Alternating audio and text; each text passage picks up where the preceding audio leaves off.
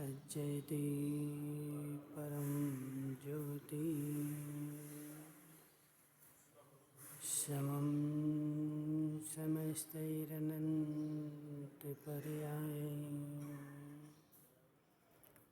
दर्पणतले विसकला प्रतिफलति पदार्थमालिका यत्र नमो हरिहन्ताणं नमो सिद्धाणं नमो आयरेयाणं नमो अध्यायाणं नमो सव्यसाहुणं। बोले पंच परमेष्टि भगवान अनंत सिद्ध परमेष्टि भगवान के 1008 देवादेव वासुपूज भगवान के 1008 देवादेव सुपारसनाथ भगवान के आचार्य भगवान अमृत चंद्र स्वामी के आचार्य भगवान विद्यासागर जी महाराज के आचार्य भगवान विशुद्ध सागर जी महाराज के आचार्य भगवान विभव सागर जी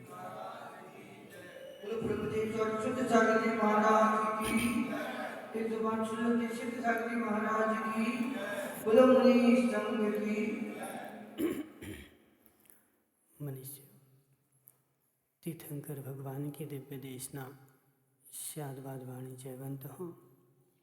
आचार्य भगवान अमृत चंद्र स्वामी सम्यक दर्शन के अंग का वर्णन करते हुए समझा रहे हैं कि हे जीव, सम्यक दर्शन की प्राप्ति जब भी होगी तत्व के निर्णय से ही होगी।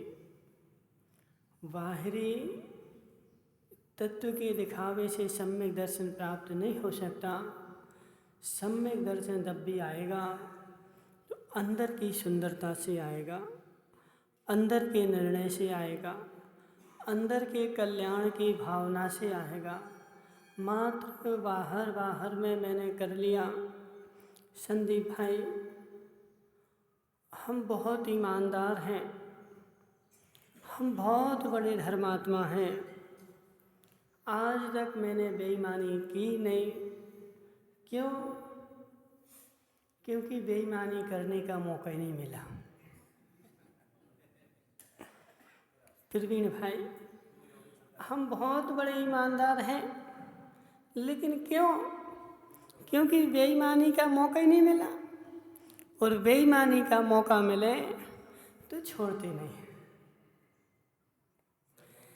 यह ईमानदारी अल्पेश भाई, तुम इस ईमानदारी से विशाल गांधी को तो ईमानदार दिख सकते हो, लेकिन तुम्हें धर्म में तुम्हारी ईमानदारी अभी वो नहीं है। धर्म की ईमानदारी तो तुम्हें तभी मानी जाएगी, धर्म तुम्हारे पास तभी आएगा जब बेईमानी के अवसर सामने खड़े हों और फिर बोलो कि हमें बेईमानी नहीं करना है। सामने सुनो अजित भाई, मैं अचौर्य व्रत का धारी हूँ। मैं किसी की वस्तु नहीं चुराता, मैं किसी की वस्तु नहीं लाता, किसी की बिना दी हुई, रखी हुई, पड़ी हुई या गिरी हुई, राजू भाई, रखी हुई, पड़ी हुई, गिरी हुई किसी भी प्रकार की पर की वस्तु है, मैं चोरी नहीं करता। मैं चोरी नहीं करता राजू भाई डीजल वाले, मैं चोरी नहीं करता। किसकी? बोलो ना, 2, 4, 10 रुपया डले हो, मैं चोरी नहीं करता। और सोने का सिक्का डला हो,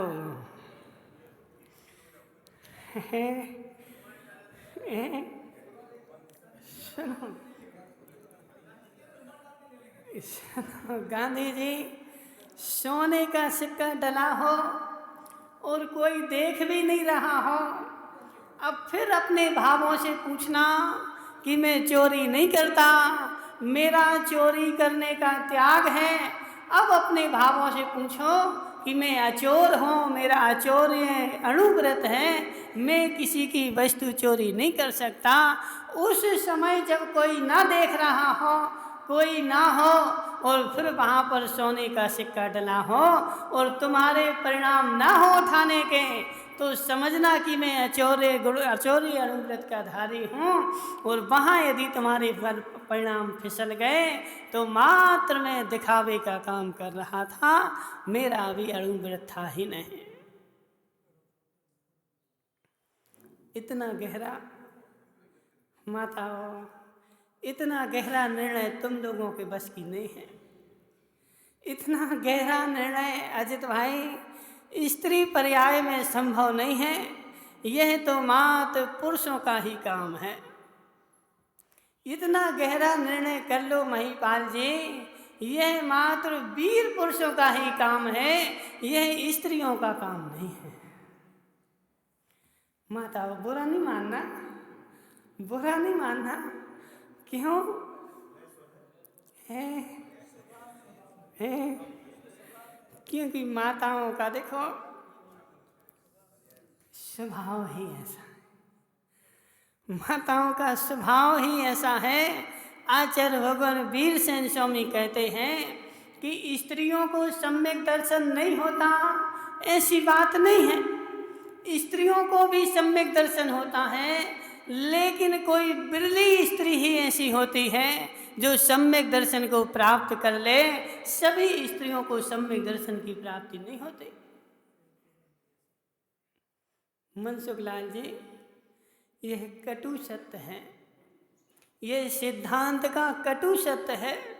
सब तुमसे कहेंगे कि महिलाओं को भी, स्त्रियों को भी सम्यक दर्शन होता है, स्त्रियों को भी पंचम गुण स्थान होता है, नपुंसक को भी पंचम गुण स्थान होता है। नपुंसक वेद का धारी भी 9वें गुण स्थान तक जा सकता है, निस्त्री वेद का धारी भी 9वें गुण स्थान तक जा सकता है।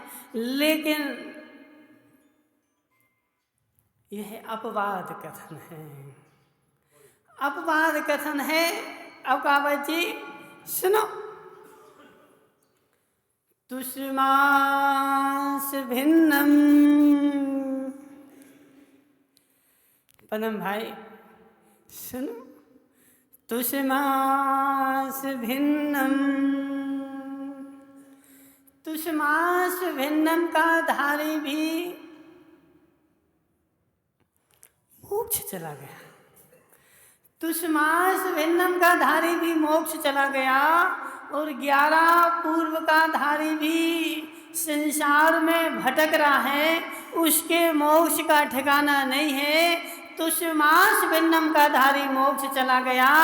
लेकिन कीर्तेश भाई, आज दोनों भाई आ गए।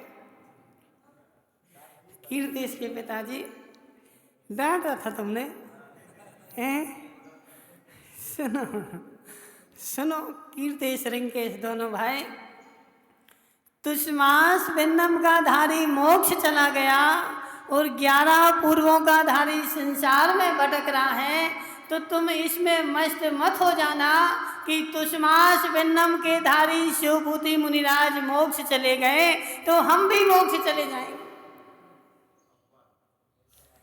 वो अपवाद कथन है, अपवाद कथन है। कोई लाख करोड़ों में एक आध ऐसा होता है जो तुष्मास भिन्नम का धारी मोक्ष चला जाता है। लेकिन उत्कृष्ट कथन तो यही है।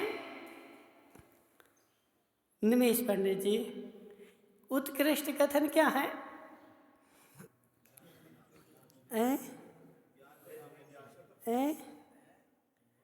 नहीं पता तुम? कैसे तुम पंडित जी? देखो पंडित जी, माद पैसे पैसे में मत लगे रहो, बच्चों को छोड़ने में मत लगे रहो, अपने में भी थोड़ा कल्याण कर लो।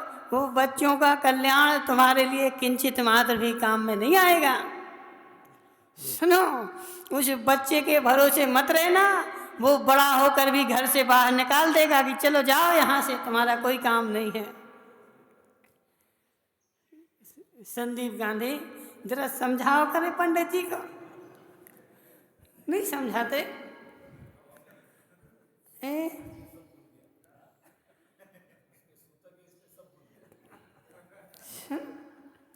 राजू भाई पारसौलिया, उत्कृष्ट कथन क्या है? उत्कृष्ट कथन क्या है? देखो पंडित जी, आगम का कथन बोलो, मन का नहीं बोलो। आगम का कथन बोलो। राजू भाई, उत्कृष्ट कथन क्या है?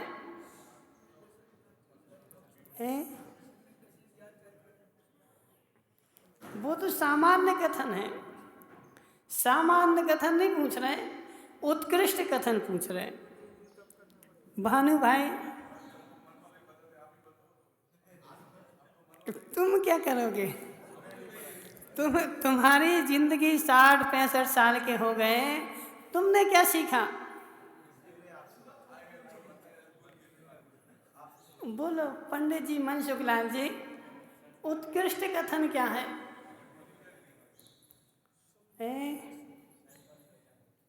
नहीं पता, किसी को नहीं पता। राजू भाई डीजल वाले,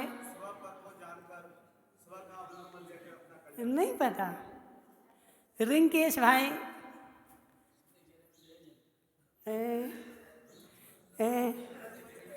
शुक्ले चाहते पूर्वदा, नहीं पढ़ा माता हो? नहीं पढ़ा? पढ़ा है लेकिन बोले पता नहीं है। शुक्ले चाहते पूर्वविद, यह उत्कृष्ट कथन है। जो भी शुक्ल ध्यान पर चढ़ेगा, जो भी शुक्ल ध्यान को ध्याएगा, उसको पूर्वविद का धारी होना ही चाहिए। यह उत्कृष्ट कथन है, अपवाद कथन है, तुष्मास भिन्नम। तो पदम भाई, इस भूल में मत बैठे रहना कि मैं भी अपवाद कथन से चला जाऊं। कोई लाख करोड़ों में कोई एक ऐसा नंबर आता है। पहली बात तो अनंतानंत में से 608 का नंबर, 608 अनंतानंत में से 608 का नंबर, और फिर 608 में भी ऐसे लाखों हो जाएंगे, तब किसी एक का नंबर आएगा, तुष्मास भिन्नम का। और पदम भाई, वो तुम्हारा नंबर लग जाए,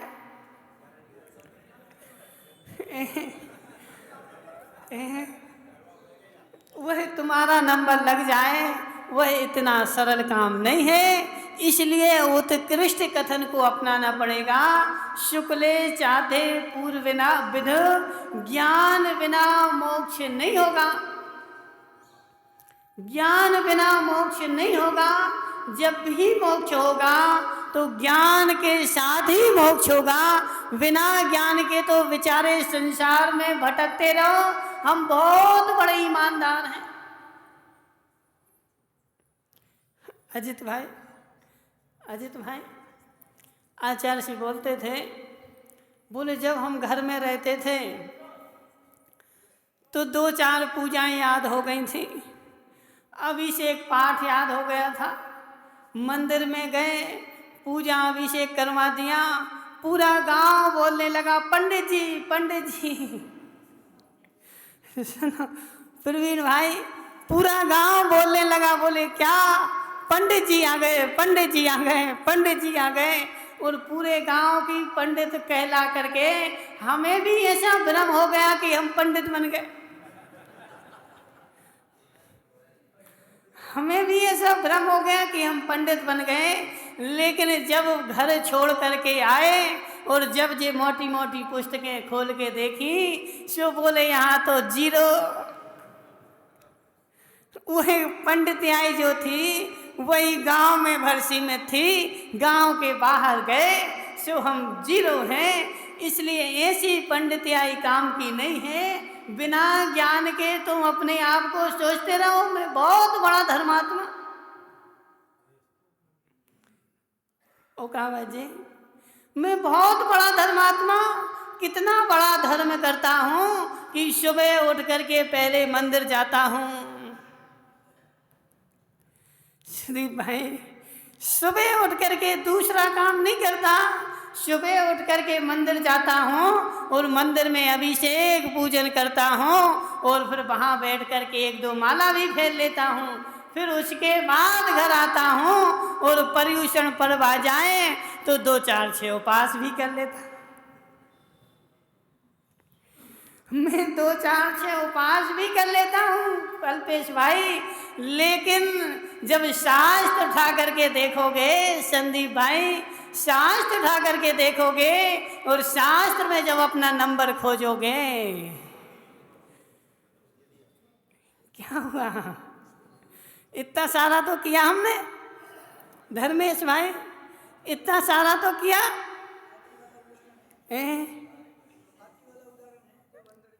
सुनो, इतना सारा धर्म किया, रोज कितनी ठंड पड़ी रहे, कितनी ठंड पड़ी रहे, लेकिन ठंड में भी हम 6 बजे उठ करके और मंदिर आ जाते हैं। कितनी ठंड पड़ी रहे, लेकिन सुनो संदीप पंडित, कषाय भिन्न वस्तु है, लेस्या भिन्न वस्तु है। लेस्या और कषाय का मेल नहीं होता,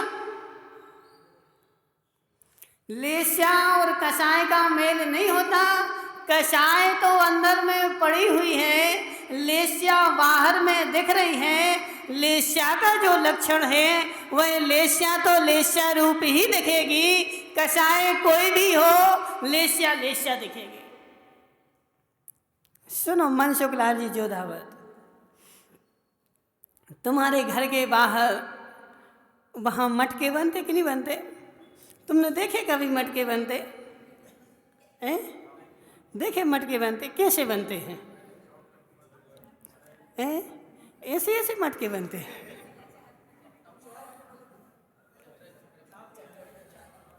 समझना प्रवीण भाई, तुमने देखे कभी मटके बनते? कैसे बनते मटके?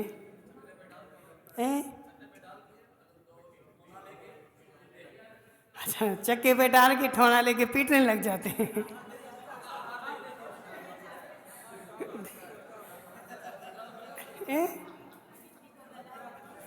प्रवीण भाई, तुम उसी गली से निकलते हुए बूढ़े हो गए, लेकिन तुमने उस मटके को नहीं देख पाया।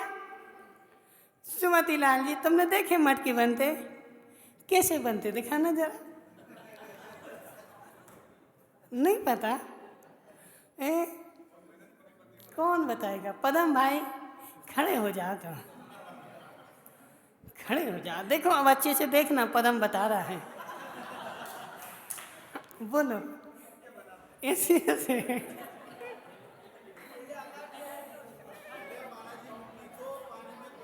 हाँ खड़े हो जाओ तो।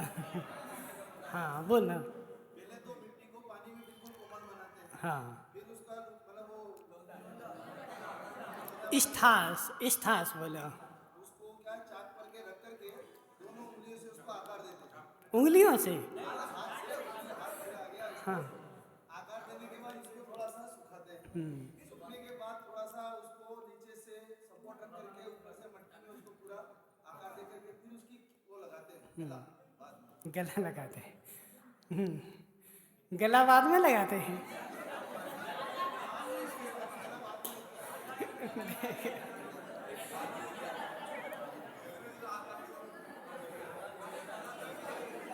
देखो अब तुम्हें हम पंडित कैसे मान लें। पंडित जी सुनो, पुरमे कमल मारतंड पढ़ो पहले, पुरमे कमल मारतंड पढ़ो पहले। पुरमे कमल मारतंड में माता हो घड़ा बनाने की कला लिखी है। अब तुम यहाँ रह करके जहाँ बगल में घड़ा बन रहे मनसुखलाल जी, तुम घड़ा बनाना नहीं सीख पाए, तुम मोक्ष का घड़ा क्या बनाओगे? जो बेचारा मिट्टी का घड़ा नहीं बना पाए, जो बेचारा मिट्टी का घड़ा नहीं बना पाए, उसके लिए मोक्ष का घड़ा बनाने की तो कल्पना ही नहीं करना।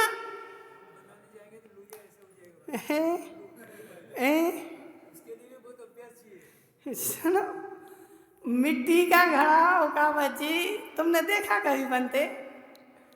मिट्टी का घड़ा जब बनता है, पहले मिट्टी को फुलाई जाती है, फुलाने के बाद उसका स्थास बनाया जाता है। आज उससे पूछिए ना कुमार से, सुनो मनसुख लाल जी, तुम्हें बगल में रहता कि नहीं रहता है? अब उससे पूछ लेना आज ऐसा होता कि नहीं होता।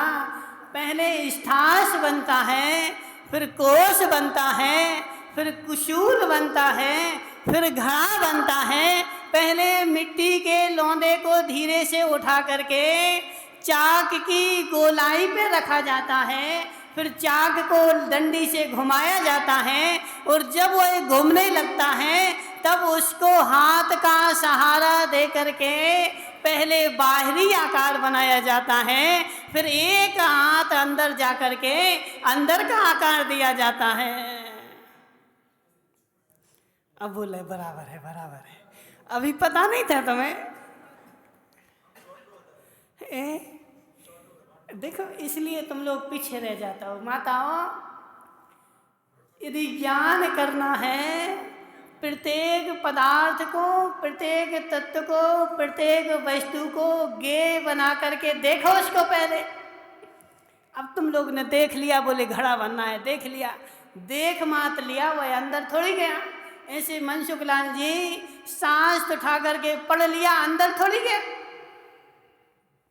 उसको अंदर ले जाओ, अंदर ले जाओ। संदीप गांधी मटका बन गया।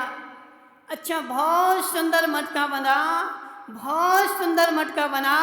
अब वह सूख भी गया है, सूखने के बाद पक भी गया है। अब पकने के बाद उसके ऊपर कलर भी कर दिया। क्या हुआ? क्या हुआ?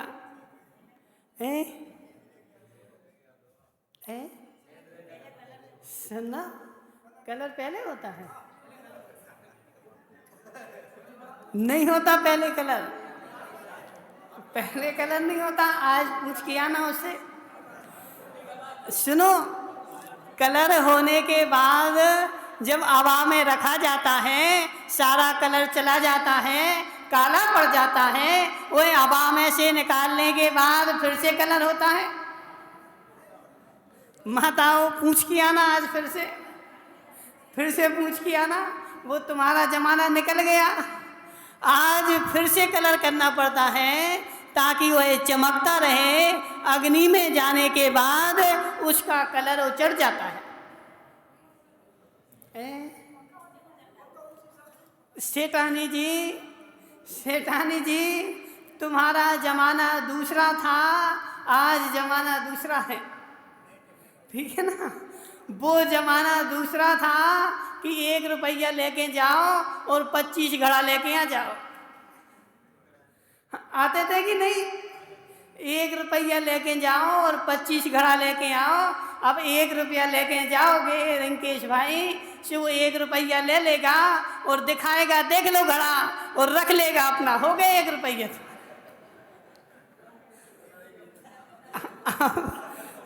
अब पदम भाई, उस भूल में नहीं रहना कि 1 रुपया में घड़ा मिल जाए। 1 रुपया में मात देखने के 1 रुपया लगेगा।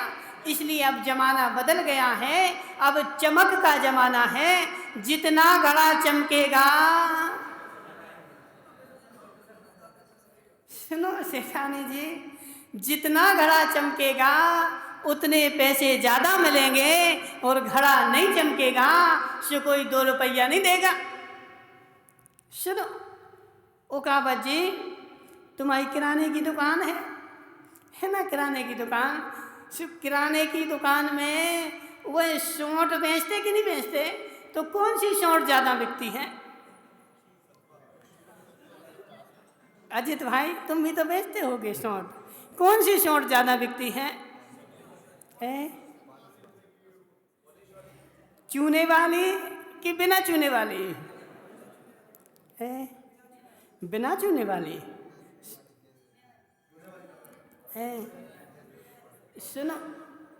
सुनो, पहले तो बिकती थी ना, तो जब ऊपर से चमकेगी, अंदर भले खोखली हो। देखो दूसरी बात बता दें, वो चला गया। देखो निमेश पंडित जी से पूछ लेते, निमेश पंडित जी बैठे ना। देखो निमेश पंडित जी, मायाचारी नहीं करना, किंचित मात्र में। सुनो, जब तुम बेटे की माँ को देखने गए थे तो तुमने क्या देखा था?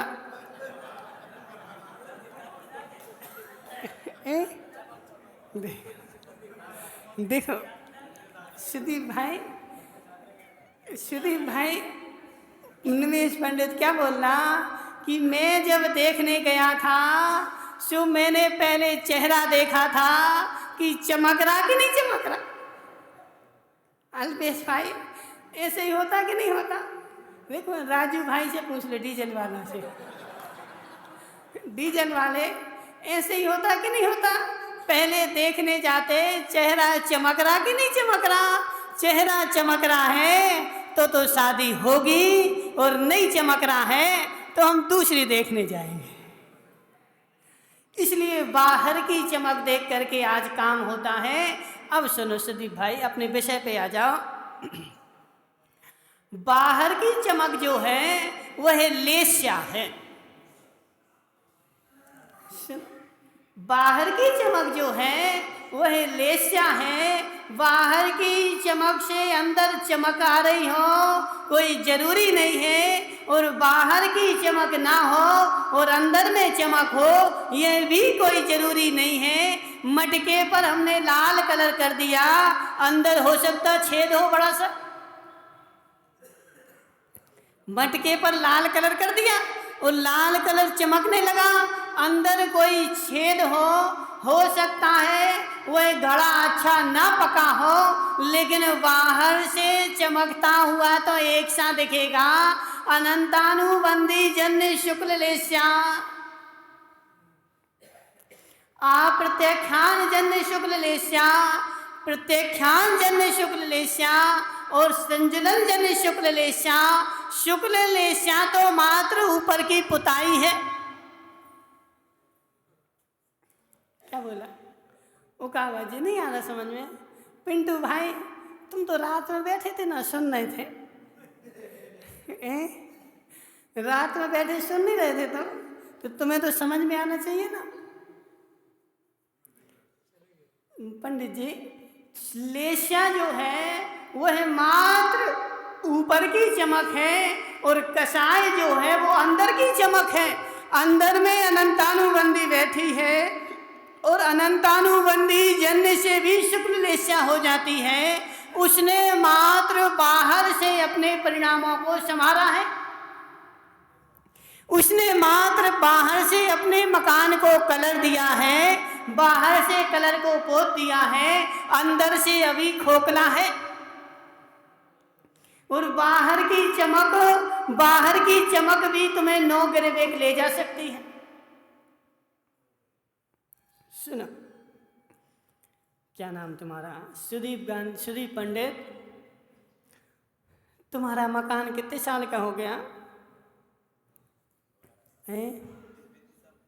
35 साल का हो गया। वह मकान चमकता है कि नहीं? कलर करोगे ना, तो वह कलर करने के लिए भी कुछ करना पड़ेगा। कौन है होशियार? कौन है? परम भाई तुम होशियार हो कि नहीं? होशियार हो कि नहीं? अब मकान जो है 40 साल का हो गया, अब उसको चमकाना है और मकान मिटाना नहीं है। अब क्या करना पड़ेगा? सुनो धर्मेश भाई, यदि मकान 40 साल का है और ऐसे ही उस पर कलर पोत दोगे, बताओ, ऐसे ही उस पर कलर पोत दोगे तो कलर की चमक नहीं आएगी। अभी उसको घिसने के बाद उसके ऊपर पुट्टी लगाना पड़ेगी, और पुट्टी लगा करके कलर लगाओगे।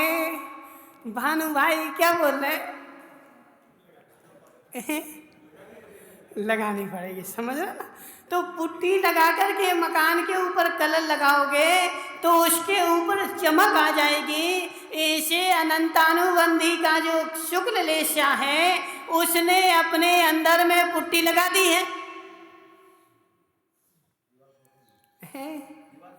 उसने अपने अंदर में पुट्टी लगा दी है, लेकिन दीवार तो पुरानी ही है। उसने अपने अंदर में उसने अपने परिणामों को संभाला है। मुझे स्वर्ग जाना है,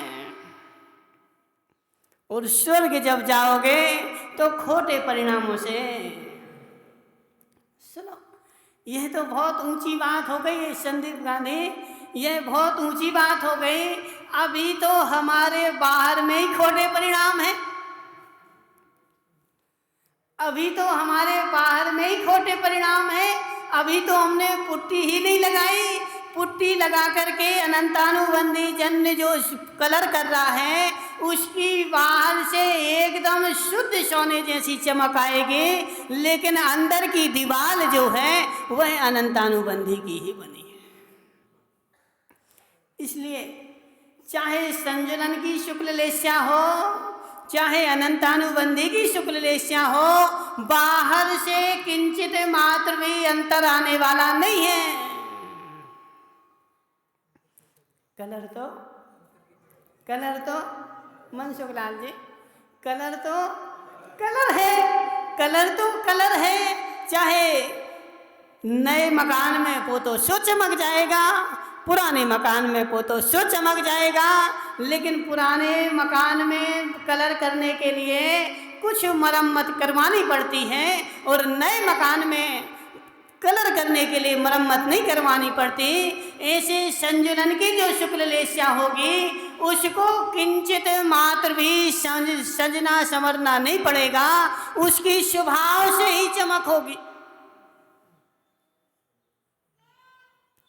नहीं आ रहा समझ में? नहीं आ रहा राजू भाई समझ में? क्या समझ में आ रहा है? संजुलन जन्य शुक्ल लेस्या और अनंतानुबंधी जन्य शुक्ल लेस्या। शुक्ल लेस्या मिथ्या दृष्टि को भी होती है, और शुक्ल लेस्या अनंत भगवान को भी होती है। दोनों के शुक्ल लेस्या है। शुक्ल लेस्या में किंचित मात्र भी अंतर नहीं आएगा, लेकिन अंदर के परिणामों में जो है वह बहुत भारी अंतर है।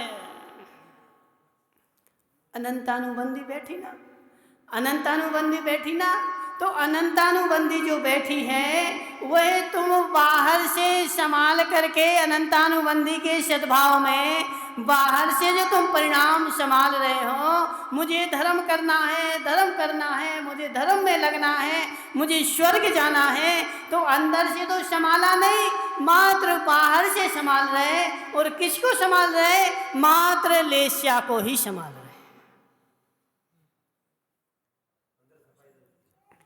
अंदर नहीं संभलावे, अंदर नहीं संभलावे। अंदर की मजबूती अभी कमजोर है, अंदर से मकान जो है अभी कमजोर है। मात्र तुमने बाहर से उसको पोत दिया है, तो बाहर की पोत देने से, अल्पेश भाई समझना, मकान यदि तुम्हें पुराना बेचना हो तो खटारा बेचोगे, कितने पैसा मिलेंगे? कम मिलेंगे ना। खटारा बेचोगे, कलर नहीं होगा, और अच्छी पुट्टी उट्टी करके और कलर नया लगा करके बेचोगे तो ज़्यादा मिल जाएंगे। संदीप भाई, ऐसे बाहर की लेस्या तुमने परिवर्तित कर ली, तो लेस्या परिवर्तित करने से थोड़े ऊंचे स्वर्ग में चले जाओगे, ठीक है ना। लेकिन नए मकान के पैसे तो नहीं मिलेंगे। नए मकान के पैसे तो तभी मिलेंगे जब अंदर से और बाहर से दोनों तरफ से नया होगा। ऐसे मोक्ष तो तुम्हें तभी मिलेगा जब तुम्हारी कसाई भी चली जाएगी और लेस्या भी अच्छी होगी, यदि नया भी मकान है। राजू भाई, नया मकान बनवाया, नया मकान, और नए मकान में एक काम करना, तुम वो है छुई पोत देना। छुई जानते हो? क्या बोलते? छुई नहीं जानते? चूना आती ना खड़ी, हाँ, उसको बुंदेलखंड में छुई बोलते हैं। माता जो चूल्हे में पोते, अब तुम लोग तो भूल गए ना सर। सेठानी जी से पूछो, सेठानी जी जब रोटी बन जाती तो चूल्हे में क्या पोते? नहीं पोते। समझ रहे ना? जो भी हो तुम लोग समझ लो। तो नए मकान में भी छुई पोत दो तो वस्तुपाल जी जोधावत नए मकान के पैसे मिलेंगे क्या? नहीं मिलेंगे। क्यों? चमक नहीं है ना। इसलिए जब भी मोक्ष होगा तब भी मोक्ष जाओगे, अंदर भी चमक हो और बाहर भी चमक हो, दोनों की चमक होगी तभी मोक्ष जा पाओगे। एक चमक से कोई भी मोक्ष, अंदर की चमक कसाय का भाव, बाहर की चमक लेस्या का उत्कृष्ट भाव, दोनों की सद्भाव जब होगा तभी तुम्हें मोक्ष जाने की टिकट मिलेगी। एक के रहने से मोक्ष तुम त्रिकाल में जाना संभव नहीं है। इसलिए रिंकेश भाई तुम बाहर से तो खूब चमक रहे, बाहर से तो खूब चमक रहे, खूब मोटा शरीर हो गया, लेकिन अंदर से परिणाम मोटे हुए कि नहीं? अंदर से मोटे परिणाम हुए कि नहीं? अजित भाई, शरीर पतला हो चाहे शरीर मोटा हो, समझना। अब अजित लालावत क्या सोचते हैं? बोले देखो हम अच्छे लंबे हैं, मोटे हैं, हम ही मोक्ष जाएंगे। अजित भाई 3.5 हाथ के मुनिराज भी मोक्ष जाते हैं और 500 सवा 500 धनुष के भी मोक्ष जाते हैं। मोक्ष जाने के लिए ना मोटे की शर्त है, ना पतले की शर्त है, ना ठिनगे की शर्त है, ना लंबे की शर्त है, कोई शर्त नहीं। बाहर से मोटे रहो, पतले रहो, लंबे रहो, ऊंचे रहो, कैसे ही रहो, लेकिन अंदर से परिणाम जो है वह मोटे मोटे ही होने चाहिए।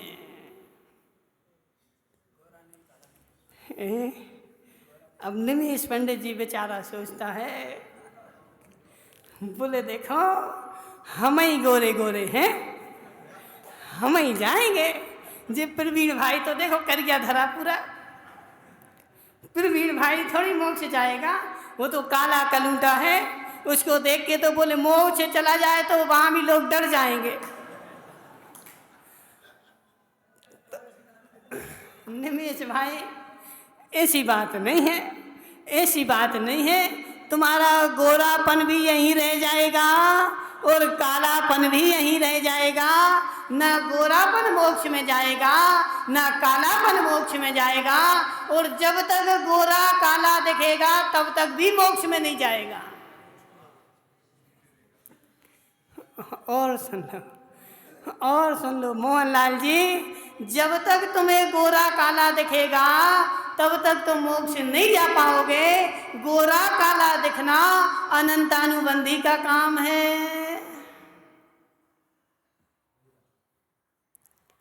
क्या हुआ माताओं, मैं बहुत गोरा हूँ, मैं बहुत सुंदर हूँ, ये किसका काम है? कीर्तेश भाई, तुम्हारा नाम ना कीर्तेश भाई, मैं गोरा हूँ,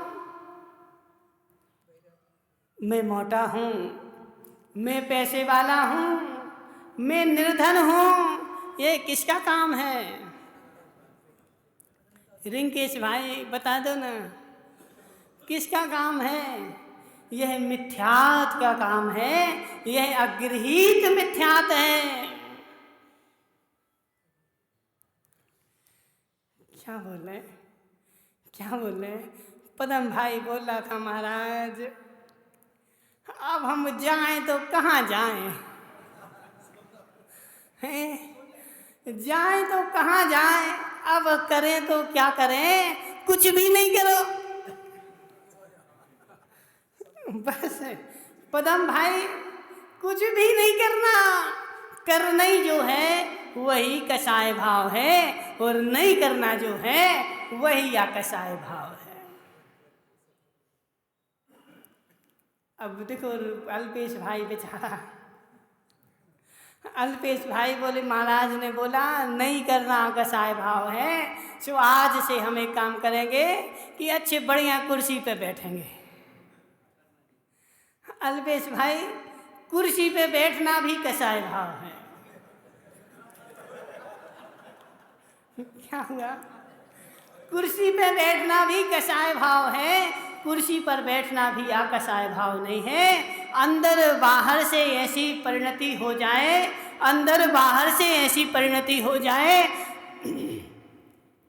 जब लेस्या शुभ होती है तो मात्र क्या होता है कि अब जैसे पदम भाई है, अब बोले पदम भाई ने सुन लिया कि ऐसे ऐसे होता है, अब हम क्या करें, अब तो हमें अच्छे ही अच्छा करना है, धर्म ही धर्म करना है, हम कोई से कुछ नहीं बोलेंगे। अंदर से तो कसाय भाव आ रहा है, लेकिन बाहर में हम किसी से कसाय नहीं करना है। यह मात्र लेस्या का परिवर्तन है। और जब कसाय भी चली जाएगी, सुनो भानु भाई, भानु भाई तुम धर्मात्मा हो कि नहीं हो? क्या होगा? धर्मात्मा हो कि नहीं हो? हो ना धर्मात्मा। अब देखो भानु भाई धर्मात्मा है, बहुत बड़े धर्मात्मा है, और बहुत बड़े धर्मात्मा हो करके बोले हम जीर्णोद्धार कमेटी के अध्यक्ष भी हैं। क्या हुआ? सुनना, बोले हम बहुत बड़े धर्मात्मा हैं, जीर्णोद्धार कमेटी के अध्यक्ष हैं, मंदिर के बड़े बुजुर्ग हैं, 25 साल से हम कमेटी में हैं। कितने साल से हो? नहीं, वो नहीं पूछ रहे हैं, वो नहीं पूछ रहे कि चेंज होने वाले कि नहीं होने वाले। तुम कितने साल से कमेटी में हो? 25 साल हो गए कि नहीं हुए? नहीं हुए। जीर्णोद्धार की नहीं बोल रहे हैं, मंदिर की पूरी कमेटी ना कोई कमेटी में कब से हो? 25 साल से हो ना? हाँ, सुनना सेठ जी साहब, 25 साल से हम मंदिर की कमेटी में हैं, हम धर्मात्मा हैं, रोज पूजन करते हैं। अब हम कसाय करेंगे तो कोई क्या कहेगा?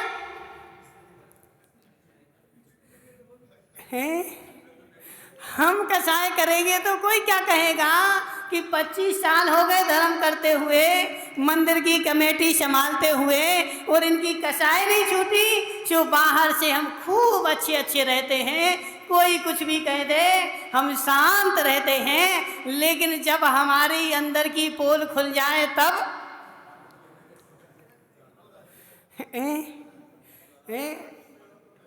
सुनना अजित भाई अंदर की भूल बाहर आ जाए तब जे भी ऐसा करते हैं, आ गई ना कसाय।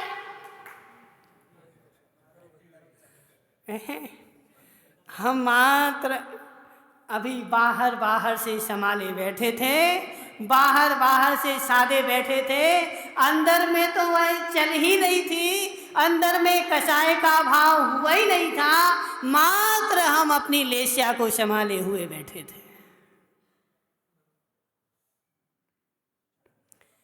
क्या हुआ राजू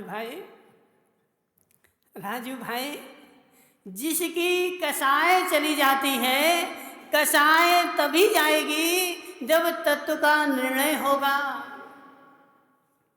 कसाय तभी जाएगी जब तत्व का अटल निर्णय होगा। और जिसका कसाय बैठी हुई है, वह बेचारा बाहर से संभाले हुए है लेस्या को कि हमें कसाय नहीं करना, यही सबसे बड़ी कसाय है। क्या हो गया सरपंच जी?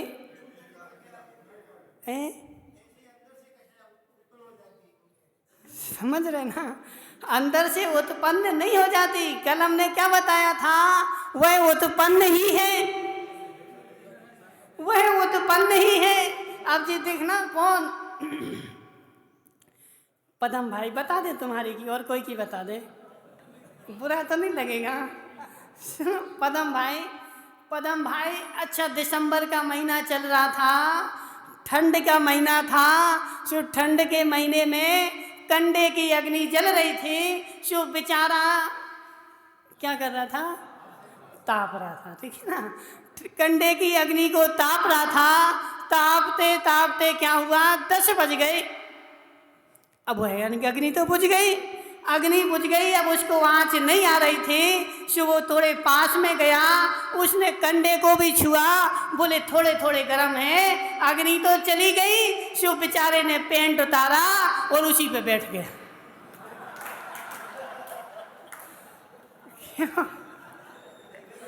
समझना, देखो हंसो जो है सो है।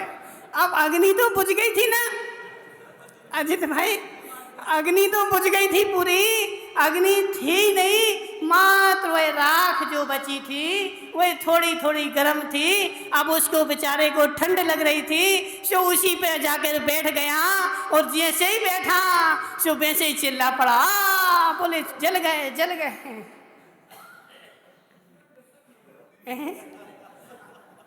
क्या हुआ, क्या हुआ ओकावत जी, क्या हुआ ओकावत जी? अग्नि तो बुझ गई थी ना।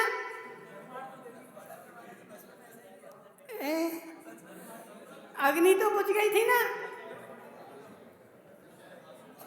नहीं, अभी अग्नि बुझी नहीं थी, अग्नि बुझी नहीं थी। अग्नि राख में मंद हो गई थी, राख में नीचे दब गई थी। राख के अंदर अग्नि अभी भी थी और तुमने सोचा कि अग्नि बुझ गई है, तो तुम उसके ऊपर बैठ गए, तो तुम उसके ऊपर जल गए। और अग्नि अंदर बैठी हुई थी, ऐसी ऐसी ओकावत जी कसाय अंदर बैठी हुई है और तुमने दूसरे के पास जाकर के बोला कि ये तो धर्मात्मा। सुमतीलाल जी, सुमतीलाल जी, ये तो बहुत बड़ा धर्मात्मा, 25 साल हो गए, 2 घंटे 4 घंटे हो गए पदम भाई अग्नि बुझे हुए। अब तो अग्नि बुझ गई।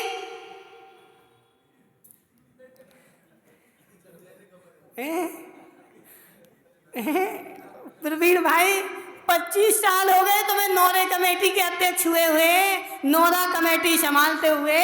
25 साल से धर्मात्मा है, अब तो इसकी कसाई चली गई और जैसे ही तुम उसके पास में गए,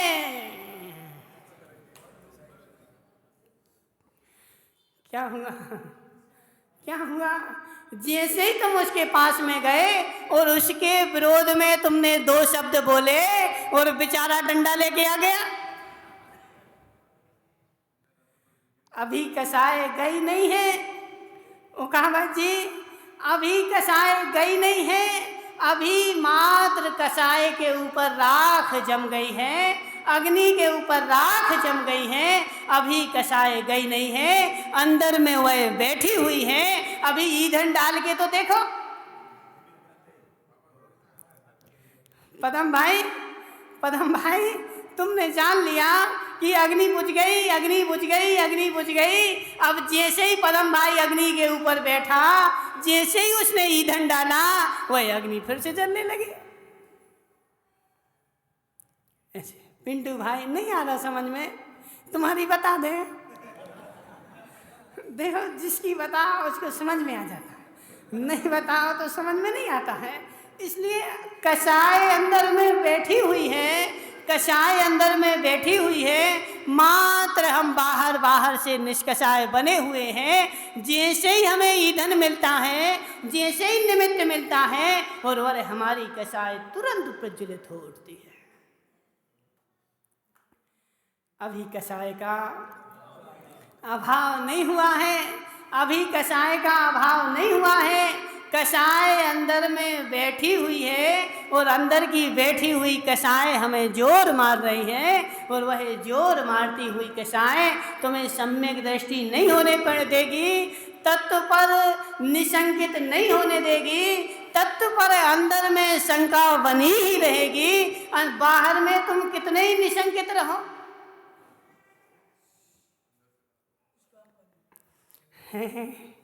नहीं, काम का तो है, काम का तो है अजित भाई।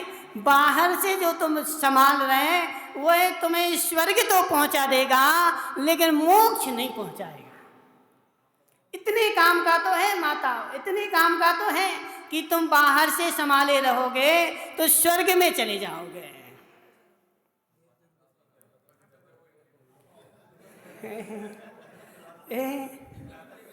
क्या हो गया?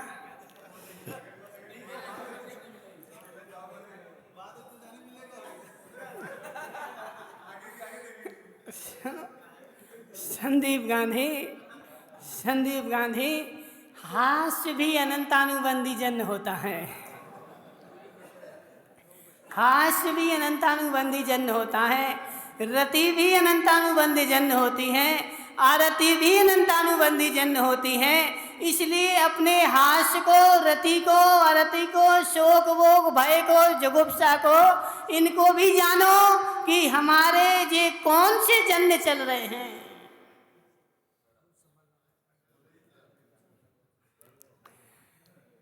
क्या हुआ? हंसना भी कसाय है, हंसना भी कसाय है माताओं, हंसना भी कसाय है और रोना महाकसाय है। अब क्या करना पदम भाई? अब क्या करना पदम भाई? इसलिए देखो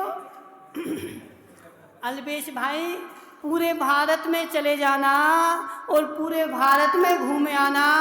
एक भी आचार्य जी कहते थे अजित भाई कि महाराज की कभी भी फोटो लगाओ तो ऐसी फोटो लगाना चाहिए जिसमें दांत ना दिखें।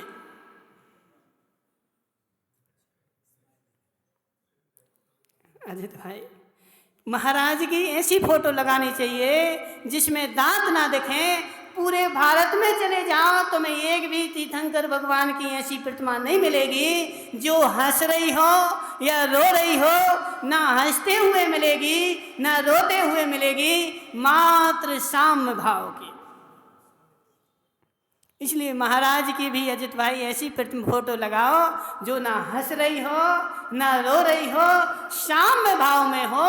उसको देख करके मुझे भी साम्य भाव आए। हंसना भी कसाय है, रोना भी कसाय है, दोनों कसाय हैं। और मूर्ति देख करके ऐसी मूर्ति होनी चाहिए कि वह साम्य भाव का वीतरागता का उत्तर दे। मनसुख लाल जी, मूर्ति जो है वह भगवान नहीं है। माता क्या हुआ? मूर्ति जो है भगवान नहीं है, मूर्ति मात्र स्थापना निक्षेप से हमने बनाई है। वह वीतरागता का मुझे उपदेश दे रही है, वीतरागता के दर्शन करा रही हैं। इसलिए हम मूर्ति का अवलंबन लेते हैं। वह मूर्ति भगवान नहीं है। नहीं पच रहा, नहीं पच रहा भानु भाई। अब भानु भाई बोलेंगे महाराज हमारी तो जिंदगी निकल गई, हमारी तो जिंदगी निकल गई भगवान को पूजते पूजते, और तुमने बोल दिया कि भगवान नहीं है। पूरी जिंदगी भर की मेहनत एक समय में पानी में गई। मूर्ति भगवान नहीं है, मूर्ति भगवान नहीं है। मूर्ति भगवान की प्रतिकृति है। जैसे भगवान होते हैं वैसी हमने स्थापना निक्षेप से बना रखी है कि वह मुझे वीतरागता का उपदेश दे रही है और मैं उसे वीतरागता का उपदेश प्राप्त करूं। इसलिए मैं मूर्ति का अवलंबन लेता हूं। इसलिए मूर्ति का अवलंबन नहीं लेता कि मेरे सारे बिगड़े काम बन जाएं। देखो मनसुख लाल जी, हम कितना बताएं। रग रग में भूलें बैठी हुई हैं, रग रग में रोम रोम में भूलें बैठी हुई हैं। इतनी सारी भूलें अनंत काल की हैं, एक समय की थोड़ी है। पदम भाई, आज की हो तो आज निकाल के फेंक दो, समझ रहे ना। सुनो, प्रवीण भाई पारसोलिया, बीच रोड पे मंदिर बना है। कहाँ बना है? बीच रोड पे मंदिर बना है, और उसको कब बना था कुछ पता नहीं है। 500 साल हो गए, बीच रोड पे मंदिर बना है। अब भले तुम नई रोड बना लेना, लेकिन सरकार की ताकत नहीं कि उस मंदिर को उठा के फेंक दे। क्या बोला? क्या बोला? सरकार की ताकत नहीं कि बीच रोड पे मंदिर बना है और तुम्हें नई सड़क बनाना है तो तुम उसको उठा के फेंक दो। यदि तुम्हें नई सड़क बनाना है तुम अपनी बाजू से बना लो, लेकिन मंदिर तो नहीं हटेगा। क्यों? प्राचीन मंदिर है, आज का थोड़ी है। और आज का बना होता तो उठा के हम साइड में कर देते। ऐसे हमारी भूलें जो हैं, हमारी मान्यता जो है, वो अनादि काल से अनंत काल हो गया। अनादि काल की भूलें पड़ी हुई हैं, एक दिन में कैसे निकल जाए, उसको हटाने के लिए बहुत पुरुषार्थ करना पड़ेगा। आज की हो, आज की हो तो उठा के साइड में कर दो। माता नहीं आ रहा समझ में, नहीं आ रहा। गाय वाली अम्मा की अम्मा आ रहा समझ में। बोले महाराज सब समझ में आ रहा है, लेकिन घरे जे हैं सो कछु समझ में नहीं आए। यही सब समझ में आता है, और घर पे जाके फिर कछु नहीं समझ में आते, फिर तो वही रोटी समझ में आते के कैसे बनाने। क्या बोल रहा है शिरीष भाई? ऐसा ही है कि नहीं? ऐसा ही है कि नहीं? ऐसा ही है, ऐसा ही है मनसुख लाल जी। इसलिए कुंद कुंद स्वामी ने कहा है कि मोह के ऊपर तीव्र प्रहार करके, साधारण प्रहार नहीं, मोह की सेना के ऊपर तीक्ष्ण प्रहार करना पड़ेगा। जब तीक्ष्ण प्रहार करोगे तभी उसका घात होगा। ऐसे पुचकारने से वह काम होने वाला नहीं है। इसलिए मोह की सेना पर पहले तीव्र प्रहार करो। कीर्तेश भाई, ऐसे काम नहीं चलेगा कि समय मिल गया से सुनने चले गए और नहीं मिला से दुकान में बैठे। ऐसे वह मोह की सेना हारने वाली नहीं है। वह अनादि काल से खा पी करके इतनी मस्त है, इतनी मस्त है कि तुम्हारे सारे प्रहार वह ऐसे झड़ा देती है जैसे शेर के ऊपर तिनका से मारो। गांधी जी, गांधी जी सुनो तो जरा। गांधी जी सुनो तो जरा। तुम्हारे घर में हाथी आ गया, समझ रहे? तुम्हारे घर में हाथी आ गया। अब तुमने उस अजित गांधी से बोला कि भगाओ तो जरा इसको। सुबह वो अजित जो था ना, अजित गांधी ने क्या किया, एक उसके पास वो गाय तुम्हारी भैंस है ना, सो भैंस के चारे में से एक तिनका निकाला और भगाने चला उसको। किसको? हाथी को। तो हाथी तुम्हारे तिनके से भागने वाला नहीं है। ऐसे वह मोह तुम्हारा हाथी की तरह हो गया है, और उसको भगाने के लिए ज्ञानांकुश चाहिए। ज्ञान का अंकुश लेकर के दौड़ोगे तभी वह हाथी भगेगा। वह तिनके मिनके से कोई हाथी भागने वाला नहीं है। इसलिए अपने अंदर में ज्ञान का अंकुश पैदा करो और उस मोह के हाथी को वश में करो, तभी धर्म प्रारंभ होगा। उसके बिना तो सब। शांतिनाथ भगवान की जय।